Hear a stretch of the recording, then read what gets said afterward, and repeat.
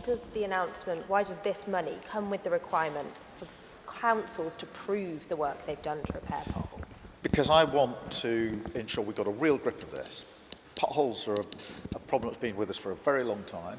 If you're a driver, you use your car for family reasons, to get around, maybe for your business or a van for your business, and you hit a pothole, that's several £100 probably of repair. So we're putting aside a record amount of money, but at the same time, we are saying to councils, you must now report in as to how well you've used that money, how many potholes you've actually dealt with. And for the first time, we'll actually then be able to rate one area against another, because until now, we haven't had this information. And I want to know that the money is being used effectively. If a council comes in and they've done a good job, that will then lead to the potential release of more money to that council. But we've got to get a grip of this, and I want to know that we're getting the best value for money across the country and getting on and fixing this problem.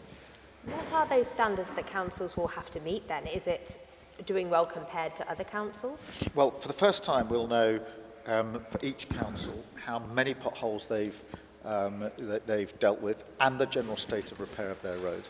Anybody watching this who drives will be familiar with driving through different parts of the region, different parts of the country, and some places are clearly better than others.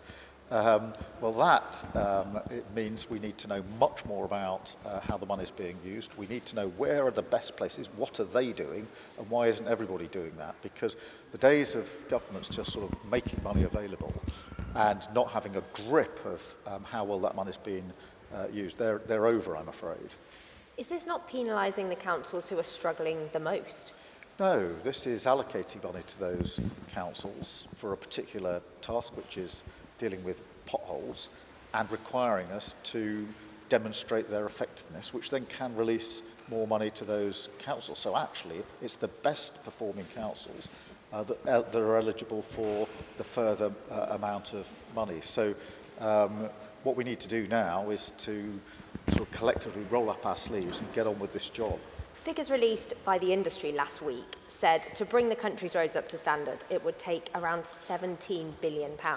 This 1.6 billion just isn't enough, is it? Well, look, whenever a government allocates money, there will always be somebody saying that's not enough. And people understand the finances are tight. Therefore, we have to make sure that the money we're putting forward, a record amount of money, is used effectively.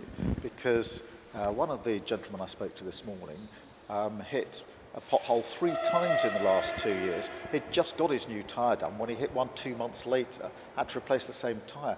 I think they would say, the first response can't be to complain that it's not enough money. The first response would be to say, right, let's take that money, let's get on with the job. Let's show in a number of months that we're one of the best performing councils, because if you hit a pothole, that's what you're really focused on.